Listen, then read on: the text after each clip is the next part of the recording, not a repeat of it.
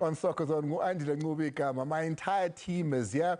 And at the end of the show, I have a very special message, not only to the team, but to you as well, that I'm hoping that you're going to take to heart for us here. But we're going to get to that. Dr. Khumalo's here. Walter Steenbok is here. On the other side, it's got Mazola as well as Tavik. We'll get to them in just a bit. Too much. The game was played on the 4th and they scored the four goals. The under-17s, the under-20s, Bafana. It's almost as if you're sitting and watching your life play out in front of you, the work that you did coming to fruition as we're watching the under-17s. Very pleasing, but it could have been better, Andile, with a little bit of tweaking of preparations. You know, I think the team could have gone a little bit far, but we need to take the positives, you know, with the bad, you know, and let's hope that the boys now are in the last 32, that they've got an opportunity to go a step further, which is good for the country and also for their own development growth. We're going to be showing you the Carling Knockout, both games. We're going to be showing you the Betway Premiership, the English Premier League, the Bundesliga, and we'll look at the Betway Premiership as well. But firstly, let's go and say hola to the referee, the man of the moment, trending right now in South Africa, in fact. It's the Victor Hlongwane. We're going into Carling Black Label Cup. Knox knocked off the ball and the player at the same time, and he asked for a penalty. There's what we call law 12. You can see he knocks off everything there. Law 12, fouls and misconduct will have the answer. I'm going to FIFA now and check the book, the law book. Then I'm coming back with the answer and finish it up here.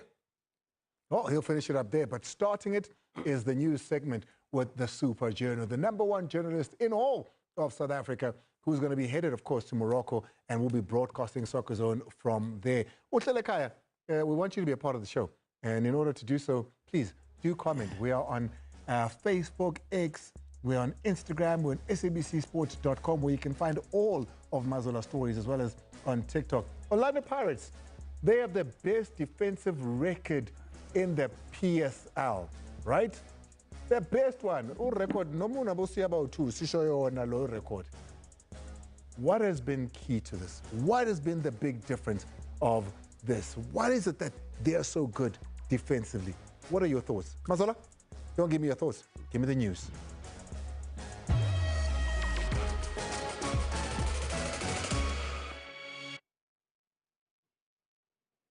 Yeah, we start with news from the Bafana camp, and it's good news.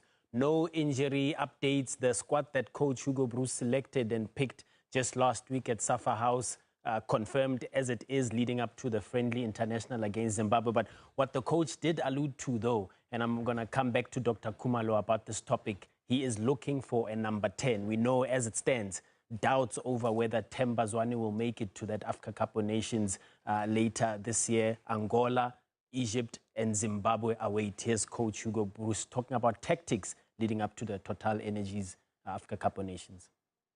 That is also something that why preparation is for.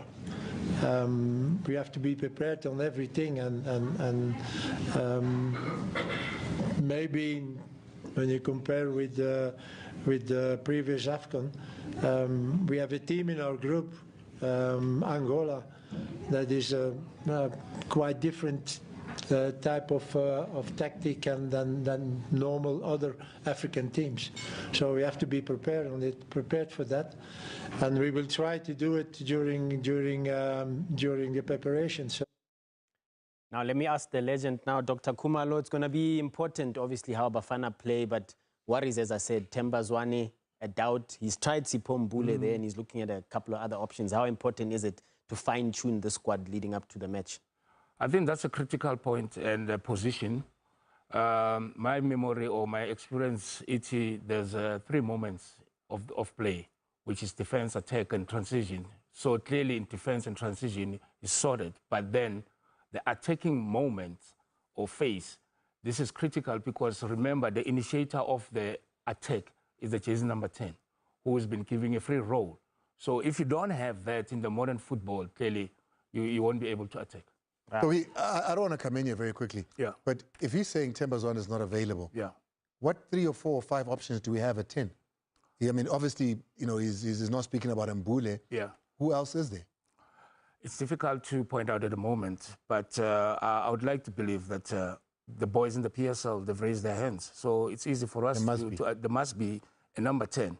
But kusho ukuthi Hugo akakaboni lo amfunayo himself, because if it's not that type of a number 10, that means he has to tweak the way he's going to attack, play in Morocco.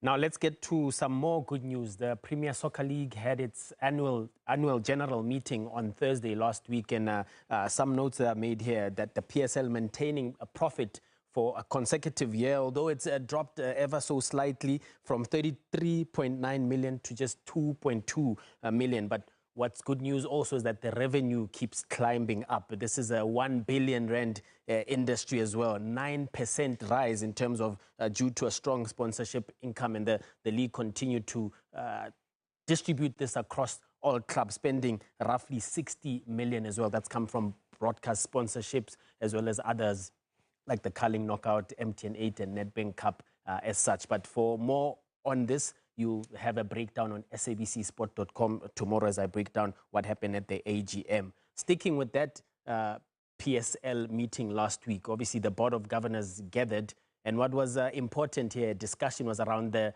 NFD rule, the Motsepe Foundation rule around under 23 players. I'm going to go to Walter Steenbok. How important is this? Because I'm told Black Leopards chairman and owner, Ndate Tidiela, wanted it scrapped, but it's a fight that he lost, Steenbok.